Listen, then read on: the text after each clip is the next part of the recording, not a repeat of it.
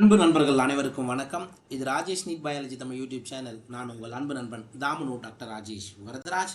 7.5% இடஒதுக்கீட்டு பிரிவினர் அரசு பள்ளியில் பயின்ற மாணவ மாணவிகளுக்கான எம்பிபிஎஸ் பிடிஎஸ். ஸோ இந்த இதுவில் நம்ம என்ன பார்க்க போகிறோம் அப்படின்னா, ரேங்க் லிஸ்ட் நமக்கு வந்துருச்சு. ஸோ எம்பிபிஎஸ் மட்டும் எந்த ரேங்க் அட்லீஸ்ட் எந்த மார்க் வரைக்கும் எம்பிபிஎஸ் கிடைக்கும் சேஃப் அப்படின்றத தான் நம்ம பார்க்க போகிறோம். இதை விட 1-2 மார்க் ஒரு சில கேட்டகரிக்கு இன்க்ரீஸ் ஆகலாம், ஒரு சில கேட்டகரிக்கு குறையலாம். சரியா? எம்பிசினா குறையும், எஸ்சிபிசினா இன்க்ரீஸ் ஆகலாம். இதுதான் அது ஏன்றதை நம்ம இந்த காணொலியிலையும் பார்த்துடலாம். சரிங்களா? பார்த்துடலாமா?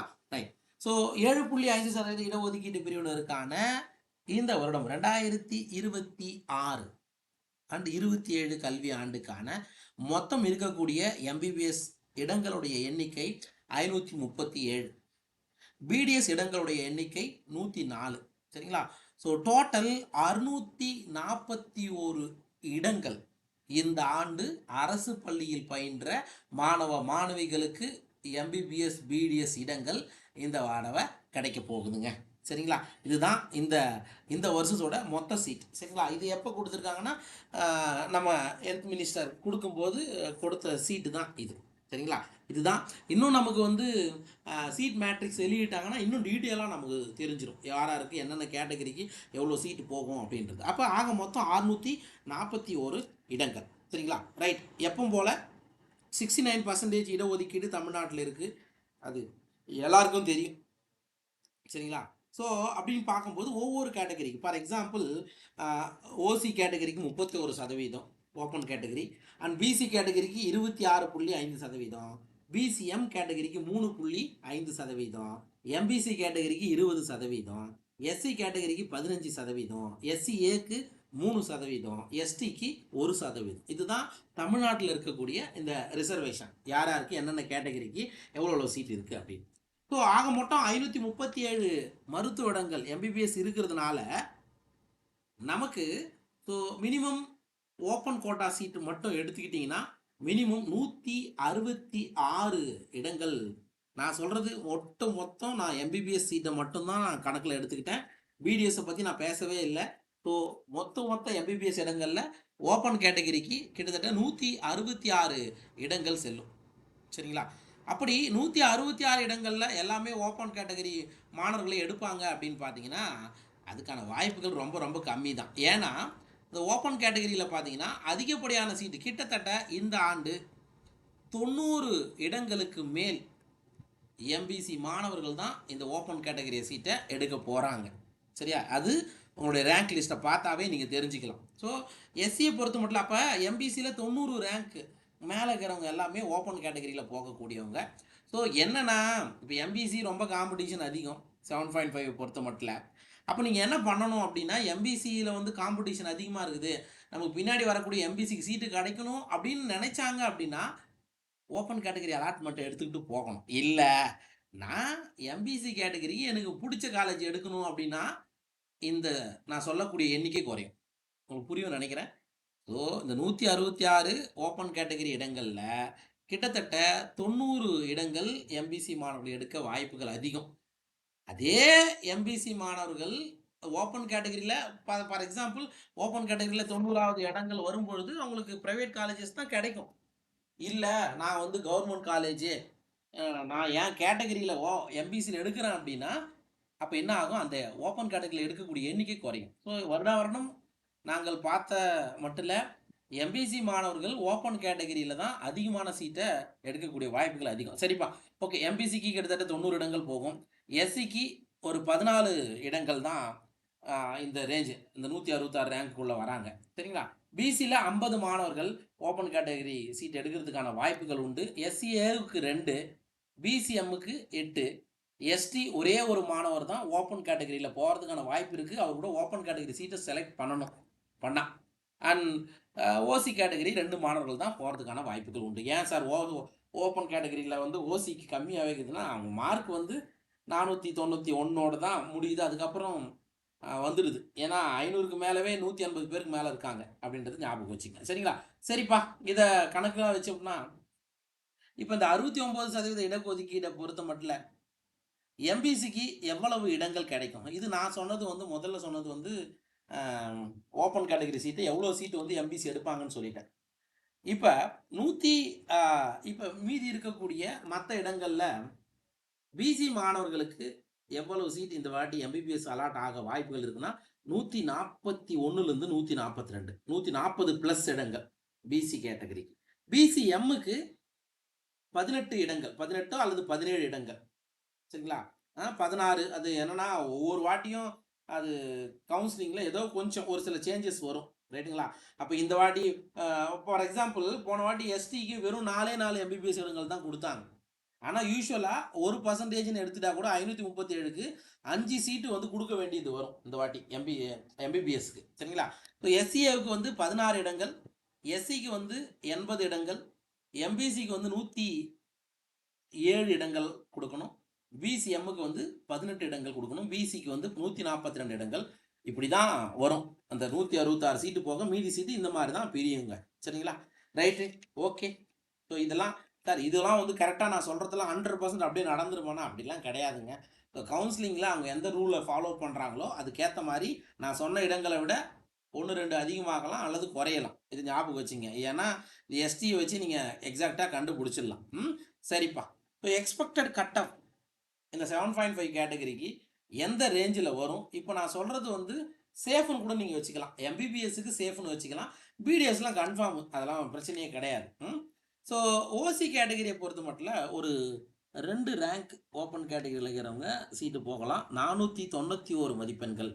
மேபி அது அடுத்த ரவுண்டு, ஃபஸ்ட்டு ரவுண்டு வந்து கவர்மெண்ட் காலேஜ்லாம் ஃபில் பண்ணிவிட்டு அதுக்கப்புறம் ப்ரைவேட்டு காலேஜ் ஸ்டார்ட் பண்ணுறாங்கன்னு வச்சுக்கோங்களேன், இன்னொரு சீட்டு கூட ஓப்பன் கேட்டகரிக்கு கிடைக்க வாய்ப்புகள் உண்டு. அப்போ சேஃபாக 491 மதிப்பெண்கள் ஓப்பன் கேட்டகரியில் எடுத்திருந்தா அவங்களுக்கு சீட் கிடைக்கும்.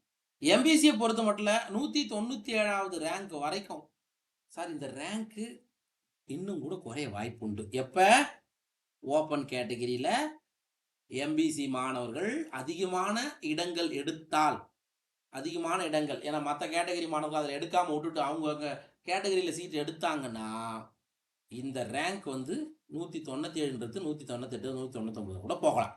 அப்போ மார்க் என்ன சார் சொல்கிறீங்க? Safe mark 477. Safe mark 477. Suppose open கேட்டகரியில் நிறைய சீட் எடுத்தாங்கன்னா, எம்பிசி மாணவர்கள் நிறைய சீட் எடுத்தாங்கன்னா மேபி 473 வரைக்கும் அவங்களுக்கு எம்பிபிஎஸ் கிடைக்க வாய்ப்புகள் உண்டு. சரியா? அது ப்ரைவேட் காலேஜ் தான் நான் சொல்கிறது. இது எல்லாமே ப்ரைவேட் காலேஜில் தான் முடியும் எம்பிபிஎஸ். சரிங்களா? ரைட்.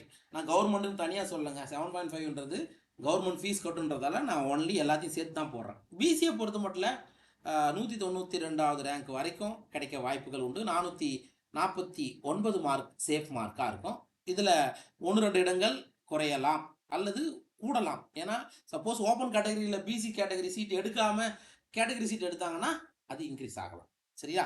அண்ட் எஸ்சி கேட்டகரிக்கு 443 மதிப்பெண்கள் வரைக்கும் எம்பிபிஎஸ் கிடைக்க வாய்ப்புகள் இருக்குது. அல்லது ஓப்பன் கேட்டகரியில் சீட் எடுக்காத பட்சத்தில் 445க்கு மேலே தான் முடியும். சரியா? அதனால தான் +2ன்னு போட்டிருக்கேன். யாரும் நான் சொல்கிறது தான் 100% நடக்கும் அப்படின்றதெல்லாம் கிடையாது. ஏன் நான் சொல்கிறத விட கட்டப் குறைய வாய்ப்புகள் உண்டு. 1, 2 அல்லது எம்பிசிலாம் பார்த்தீங்கன்னா நான் 473 வரைக்கும் போகும்னு சொல்கிறேன். அதுக்கு கீழே கூட போகலாம். சரிங்களா? அதனால நான் சொல்கிறது தான் 100% நடந்துடும். அல்லது 477 நின்றுடுமா அப்படிலாம் கிடையாது. இன்க்ரீஸ் கூட ஆகலாம். அதை விட்டுருங்க. சரி, சும்மா ஒரு பேச்சுக்கு சொல்கிறேன். நான் சொன்ன டேட்டாவை விட 2 எக்ஸ்ட்ரா ஆகலாம் அல்லது குறையலாம். இதுக்கு மேலே கிரியா நீ சேஃப் அப்படின்னு ஞாபகம் வச்சு. சரிங்களா? அப்போ எஸ்சிக்கு வந்து 443ஆவோ அல்லது 445லோ முடியலாம். பிசிஎம்மை பொறுத்த மட்டும் 26வது ரேங்க் வரைக்கும் கிடைக்க வாய்ப்புகள் உண்டு. சரிங்களா? என்ன சார் பிசிஎம் வந்து சீட்டு மொத்தமே 17 18 சீட்டு தான் இருக்குது அப்படின்னா, முன்னாடி ஒரு 8 சீட் இருக்குல்ல. ஓசியில் அவங்கள ஓப்பன் கேட்டகரியில் எடுத்தாங்கன்னா 26 ரேங்க் வரைக்கும் வரக்கூடிய வாய்ப்பு 454 அல்லது 456ஆகவோ இன்க்ரீஸ் ஆகலாமே தவிர குறையிறதுக்கான வாய்ப்புகள் கொஞ்சம் கம்மியாகத்தான் இருக்கும் பிசிஎம்மை பொறுத்த மட்டும். எஸ்சிஏவை பொறுத்த மட்டும் 18. சார் எஸ்சிஏவுக்கு வந்து மொத்தமே 16 சீட்டு தானே நீங்கள் கேட்கலாம்.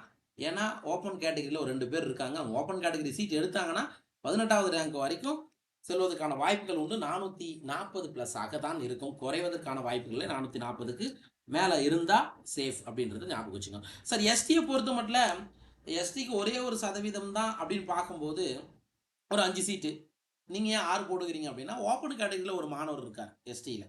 ஸோ அவர் ஓப்பன் கேட்டகரியிலே சீட் எடுக்கணும். எஸ்டியை பொறுத்த மட்டும் தயவுசெய்து இந்த காணொலியை பார்க்கக்கூடிய மாணவர்கள் எஸ்டி பிரிவினராக இருந்தால் நீ தயவுசெய்து ஓப்பன் கேட்டகரி சீட்டையே எடுத்துங்க. நீங்கள் கேட்டகரிக்கு வராதிங்க. ஏன்னா உங்களுக்கு பின்னாடி இருக்கிற ஏன்னா எஸ்டிக்கு தான் இருக்கிறதுலே வருடம் அவங்க இடஒதுக்கீடு கம்மி, வேற ஒன்றும் இல்லை.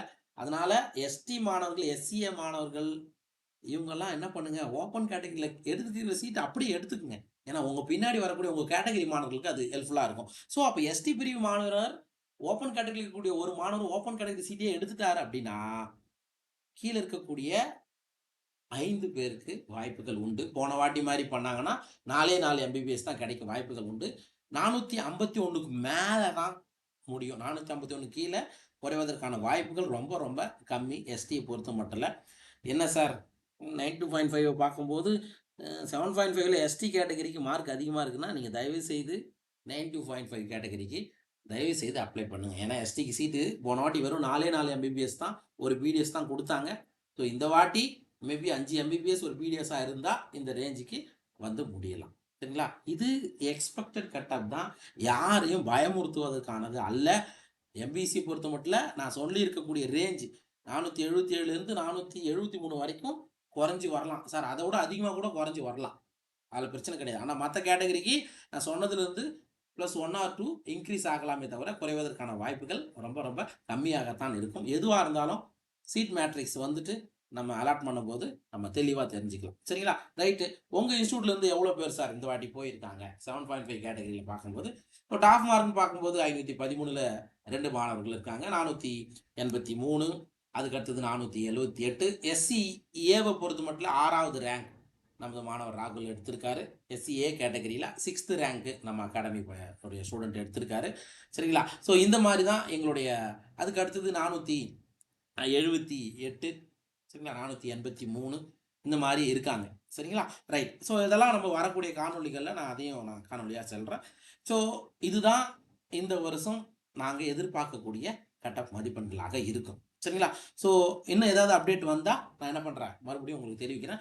ஸோ உடனுக்குடன் அப்டேட் தெரிஞ்சுக்க ராஜேஷ் நீட் பயாலஜி நம்ம யூடியூப் சேனலில் சப்ஸ்கிரைப் பண்ணிக்கிறேன். Thank you for so much. உணர்ந்து விடைபெற்றுக் கொள்வது நான் உங்கள் அன்பு நண்பன் Dhamu doctor Rajesh Varadaraj, Rajesh NEET biology நம்ம யூடியூப் சேனலில் இருந்து. நன்றி, வணக்கம்.